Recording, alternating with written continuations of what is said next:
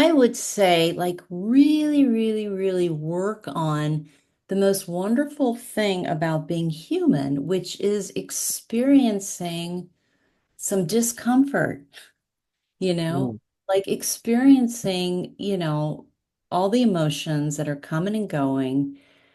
Things are going to happen, learn to take the hit and move on, develop kind of, your own self-awareness and intuition, and invite creativity. Like, we don't know what's going to happen. Like you mentioned, democracy. Well, maybe we need to maybe we're going to be looking at it in a lot of different ways now. Maybe that's something interesting happening. What if the truth came in a gel cap and we could just pop it in our mouths and forget about it? Well, it doesn't. And we can't. But we can laugh in the face of reality while plotting our survival. Welcome to the Truth Tastes Funny podcast. I am your host, Hersh. And if my guests can handle the truth, so can you. Open wide, folks. Here it comes.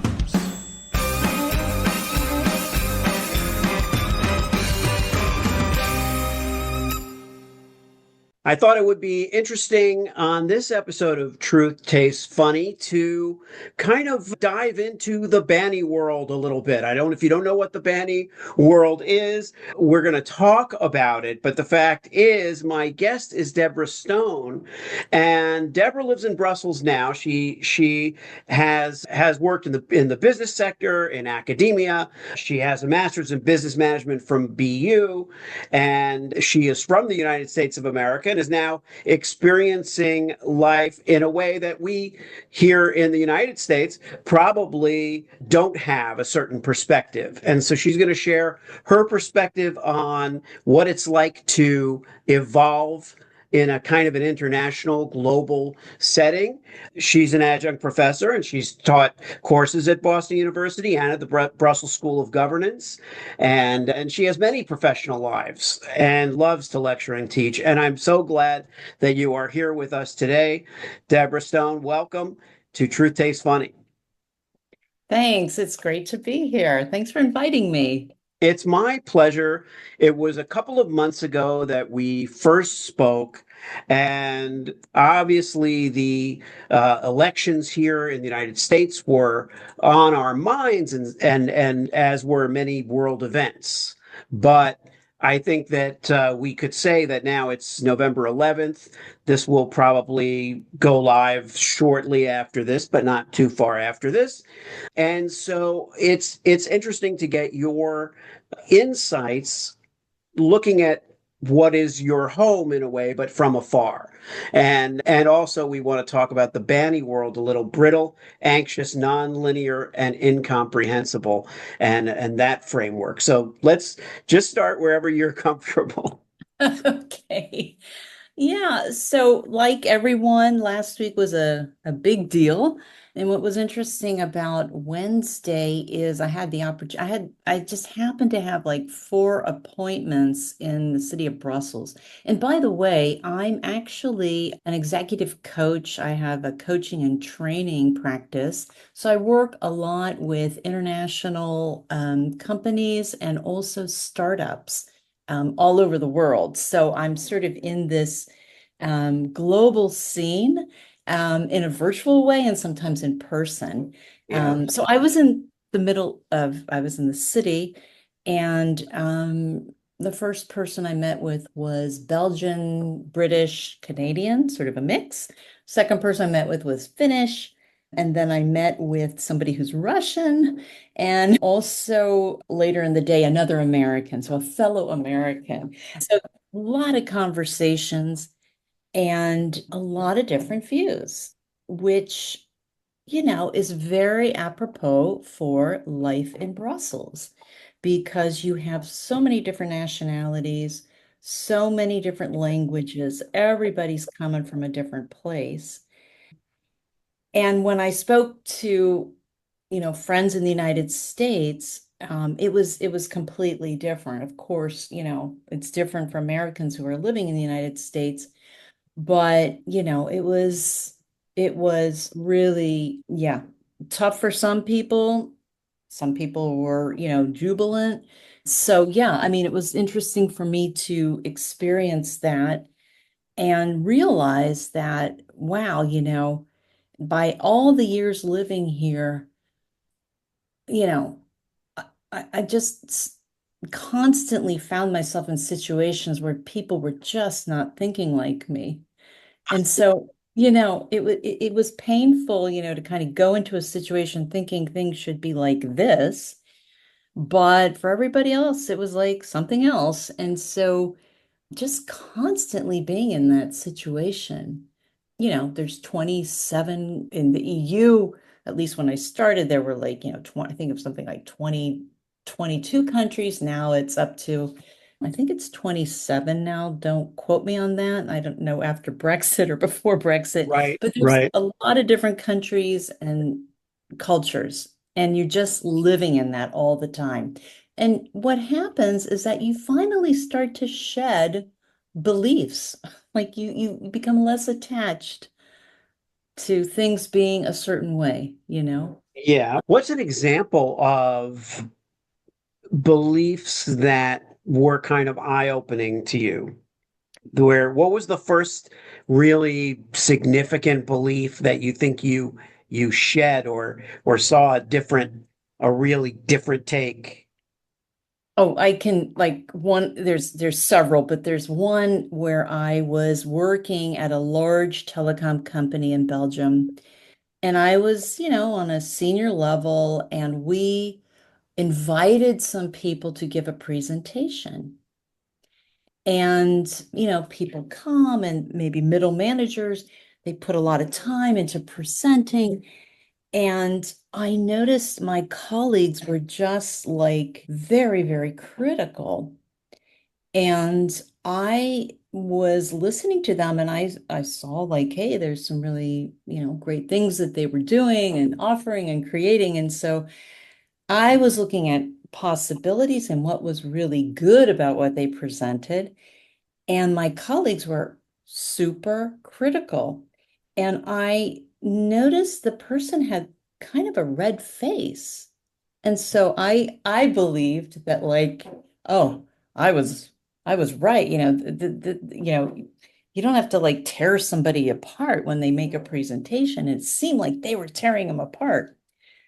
So afterwards, this person left, and all my colleagues, many of them who are wonderful people I just totally respect. Our boss said, "Well, how do you guys think that all went?" And they were like, "We think it was just fantastic because, I think he really appreciated that we gave him all this feedback."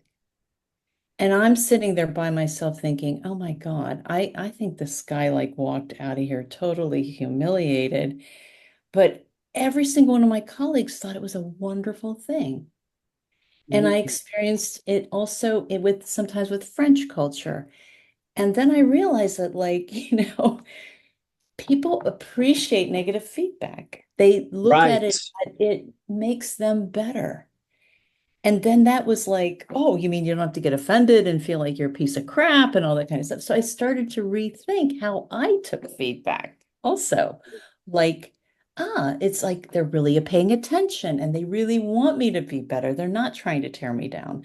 But it was like, wow, because in the US, like, it, that's not the way that most, Yeah. like a motivated team, like a person would be more motivated if someone was like, encouraging and that sort of thing. So that was one of those moments.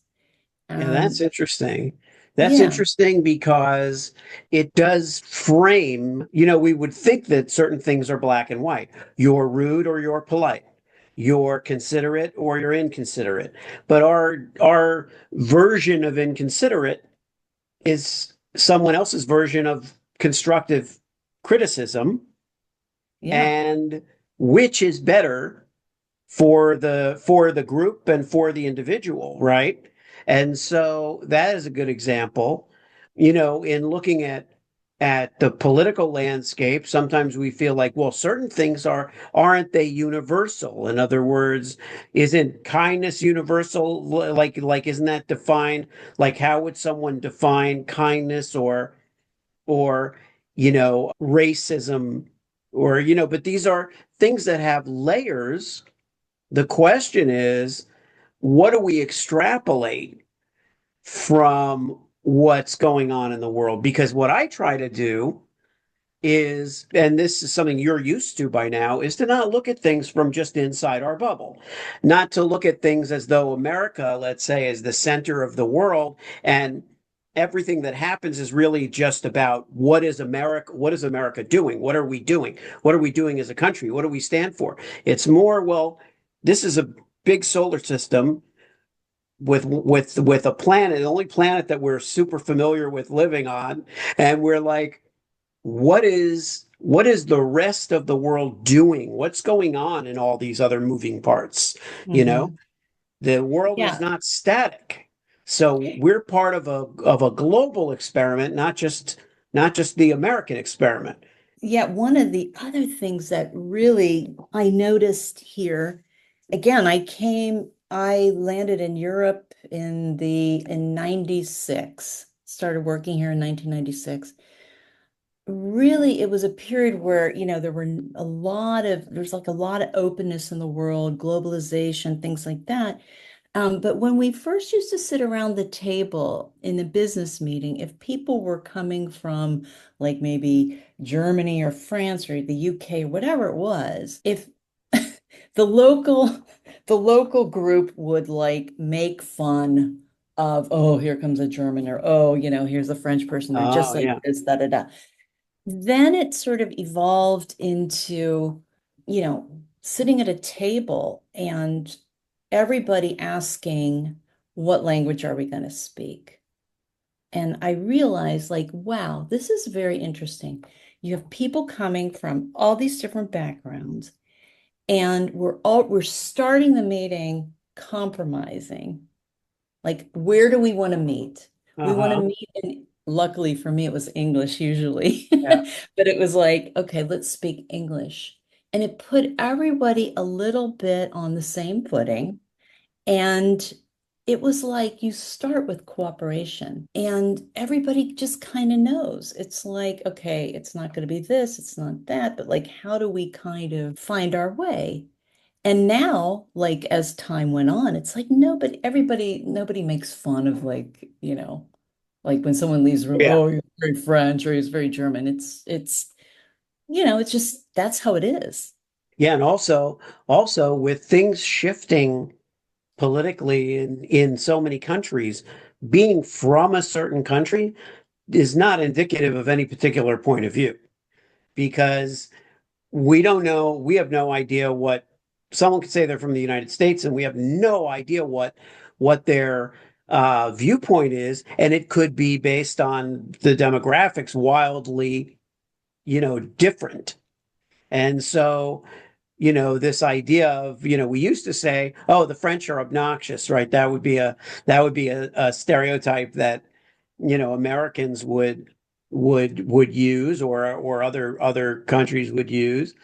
And I think maybe now we're just maybe more globalized as a society or as a species, Yeah. and that should be Yeah. a great thing. And for the most part, it probably is. But I don't know. Perhaps if I'm viewing it accurately, there's more division within countries than there was between countries. I noticed it in the university, like when I was teaching, I noticed like with young people, they're so interested, like at least the classes that I had, they're so interested in working and being around all these different people from different countries.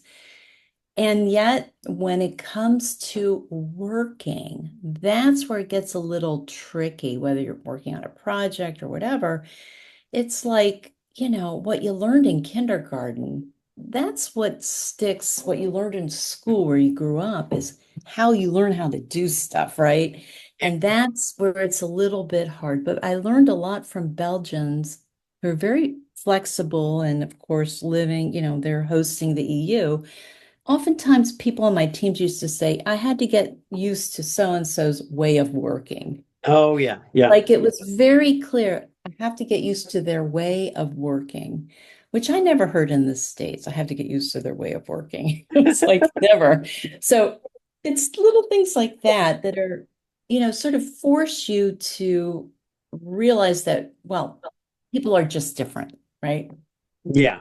Well, if it was someone in a position, in a superior position in the food chain, then their way of working might matter, right? Well, that's Yeah. their way of working, but they're in a position of authority, so it's going to be their way. Now, it's to some degree, we have young people that come into the workforce with their way of working, Yes. and it's taking adjustment from all of us who were brought up in a different time and under different circumstances to really appreciate what their viewpoint is.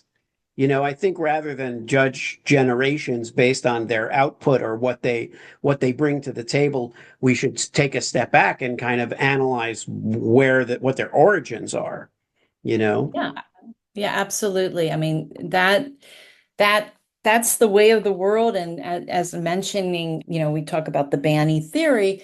It's one of the reasons I was so taken by it because I think it offers a very interesting framework for people to kind of confront the realities of our new world, you know. Yeah.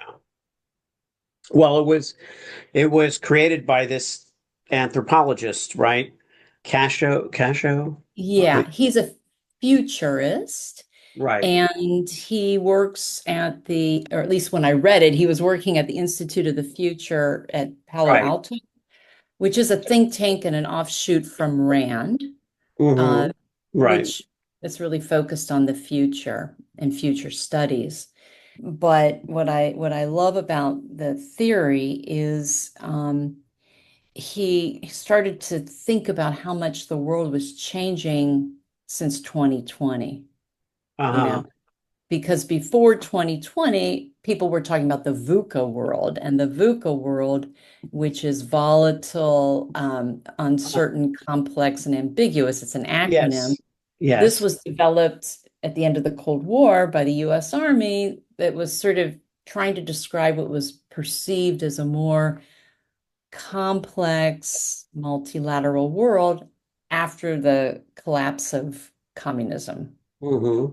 And so a lot of businesses pick this up and there are a lot of leadership theories and it, it's used still today. But what I like about this new approach on Banny is it's focused on how to make sense of the chaotic world that we live in. And we talked about this briefly, but it's funny. It's funny that truth tastes funny the podcast is about surviving and thriving in a chaotic world, trying to make sense and in some cases laugh Yeah. at it, you know, at the chaos. And Banny is very much about that and very much about, the fact that this is not, it doesn't make sense, right? The anxiety that we have. Let's tackle these words, the meanings one at a time. Brittle. Yeah. Brittle is a great place to start because I Yeah. think a lot of us are feeling that way. I think, by the way, one more word about the election.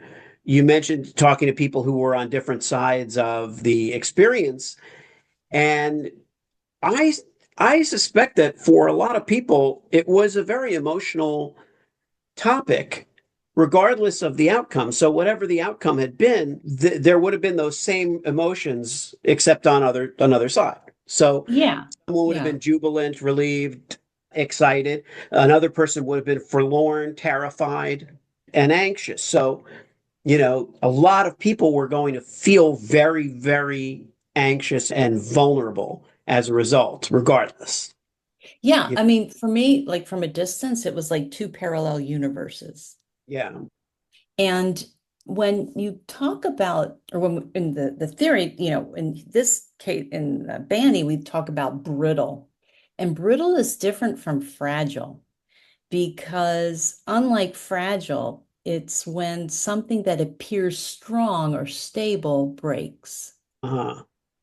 And just think about how many experiences we've had, let's say since 2020. Like, let's just go back to the fact that we had this globalization and this global supply chain, and everybody's buying things and making stuff, and it's all made in China. And, this all of a sudden, that whole supply chain that was built up is Right. like shattering, right?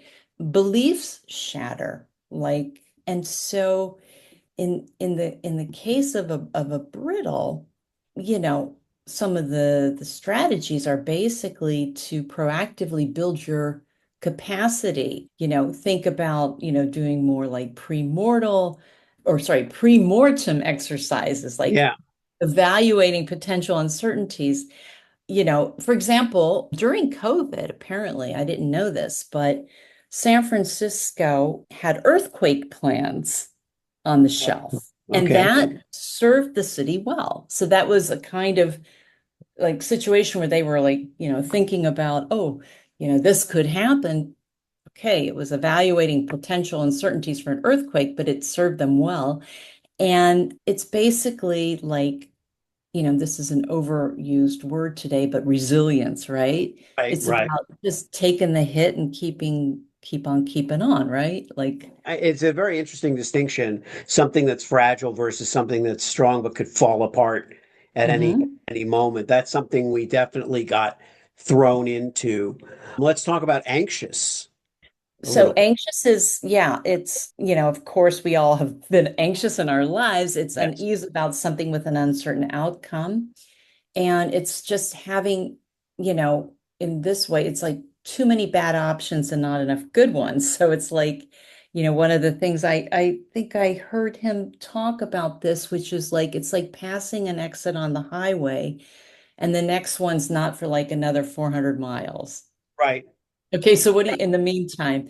And so in the case of anxious, you have to trust your intuition. Yeah. And that one of the things that he talks about is fostering the development of more fluid intelligence. And I don't know if, maybe for your listeners, that there's, also some sort of categorizations of types of intelligence. One is crystallized, which is knowledge accumulated over time, experience-based reasoning, etc., some of our wisdom. And fluid intelligence is kind of the on the fly stuff, Right. like adaptability, creativity, reasoning. And I would say it's probably like a comic is really tapping into fluid, like, sort of playing off like what's Yes. Yeah. happening in the moment, right? And that skill, that on the fly skill, is a great skill to have today. Yeah, it is. And it's interesting that you got there through the anxious framework because that is what I think, you know, speaking of, stand-up comedy and improvisation and performing, there's a level of anxiety that fuels this stuff, Mhm. this energy, this nervous energy of creating something from the moment. It's not nothing, not something from nothing, but it's building on something in the moment. Yeah. And then there's nonlinear. Yeah, so just one other little point Oh about yeah. the anxious, the gut thing is, there is this guy, I think Stanislav, if you look him up, they say he's like the man that saved the world. And basically there was some kind of nuclear weapon alert 5 during the Cold War. Um, and it said something like they sent 5 missiles in. And this guy had this gut feeling like, well, I don't know, this doesn't feel right. He didn't report to his superiors. It Right. didn't feel right. And so he used his guts. And eventually it was a false alarm. But some people say he saved the world. So it's like, Right. again, that gut feeling. So that's just again another example. But moving on to the nonlinear, again, and this one I've found myself really burned in in our new Yeah. world is the cause and effect, thinking like, well, if I do this, then that's going to happen, right? But we can also have the butterfly effect, which is, a default characteristic in any complex system. And, things just don't go in straight lines, Like, Yeah. you can find a lot of examples in our world, right? Well, this is going to happen. Oh, no, it's not happening, right? So, what's very important is we have to be more adaptive, right? Like, it's like adaptability is the only way to go. Yeah. Uh, not going this way, well, okay, there's got to be something else. Well, that's an interesting fork in the road to be at because in there somewhere is resistance, right? Somewhere in there is the idea of resisting the direction or trying to change course. So we're not just sheep, going with the flow, but and adaptability and resistance are kind of two sides maybe of the same coin. In other words, it's like you got to take a deep breath before you figure out which way you're going to go also. So you can have a plan and then have to adapt it. So, one doesn't negate the other, but it's interesting because I think we find ourselves at a point where a lot of people are thinking, well, how much do I resist versus how much do I adapt? That's a really good point. And I find that a lot with my coaching clients that there are a lot of pivots in companies, and somebody might be really invested, especially in the technical and scientific world, really invested in going in one direction, but things are moving another way. And just, that pivot is really important. And that, yeah, for some people, that's really, really hard. But then again, if you use some creativity, you can think like, okay, I'm going to pivot and I'm going to create this now, right? So Right. it's a lot of really in the moment, being, let's say, in this theory in our new world. And then, incomprehensible is that, and this is the new one, and this is kind of creepy, but this is basically about, systems we should understand that just don't make sense. And what he spoke about is that in Silicon Valley, he had some experiences where programmers were finding some, like, sometimes find a bit of code that won't do anything initially, but then they take it out and put it back and it works. And nobody knows Yeah. why. Okay. And now, as we enter more and more into AI, we might talk to a black box. We don't really understand the output.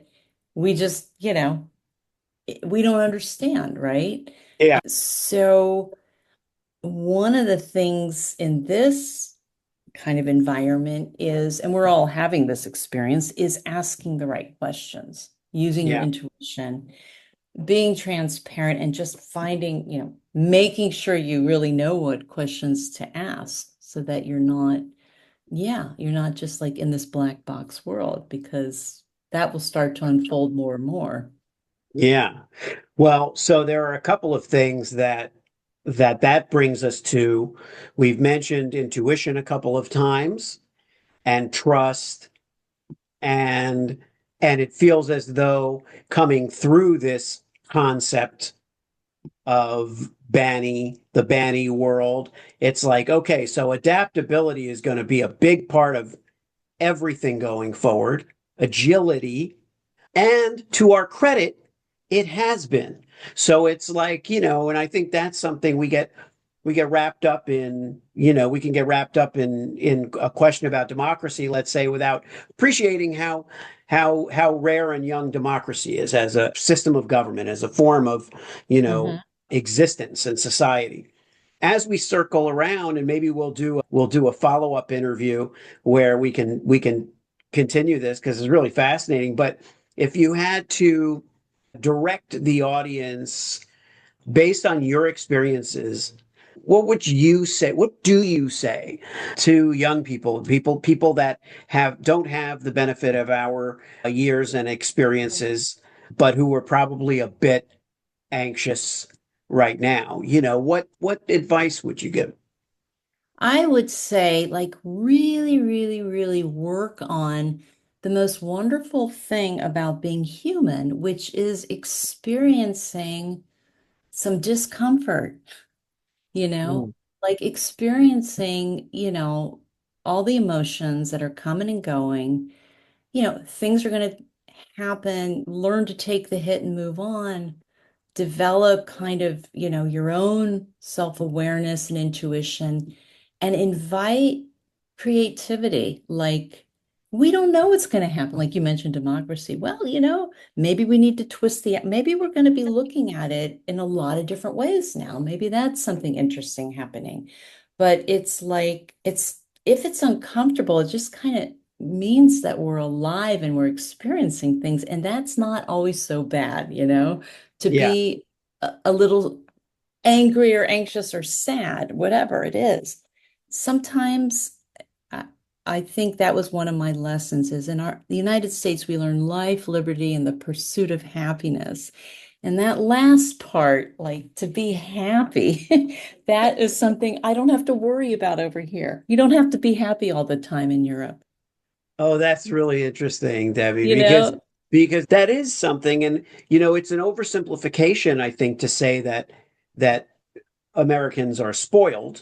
I don't think that that's because I used that word recently in the last couple of days, and somebody took exception to it. But I think they maybe had a point, which is that it isn't so much about that as it is, we have sworn ourselves to happiness Yeah. and the pursuit of happy and this ideal that has never been met, never been realized, never been fully actualized, and yet we're disappointed that it may be broken or brittle, right? So the idea is, well, don't lament what never existed. Just look at what does exist and kind of work with it. Yeah, experience it, and also just that's a big lesson I learned, especially from French people. I love the French culture so much. They've taught me so much. It's for another podcast, but it's just that you don't have to be happy all the time. You have to live a good life. And Yeah, that's something different, right? that's right. You know. And both can be great, there's no perfect society or culture, but there's different ways. And for young people, I would just say, like, it's okay to have a little bit of discomfort. You don't know what's on the other side of it. Excellent. Well said. Debra Stone, thank you for this part of our conversation. I really enjoyed it. And where Thank can you. where can people find you? For obviously, there's a lot more to what you're doing than the banny world that we discussed today. But where should we direct people? Oh, so my company is Prism Coaching, and you can find me on prism-coach.com. That takes you straight to my website. Thanks so much for tuning into Truth Tastes Funny. If you enjoyed the experience, please leave a 5-star review and share this podcast with your friends.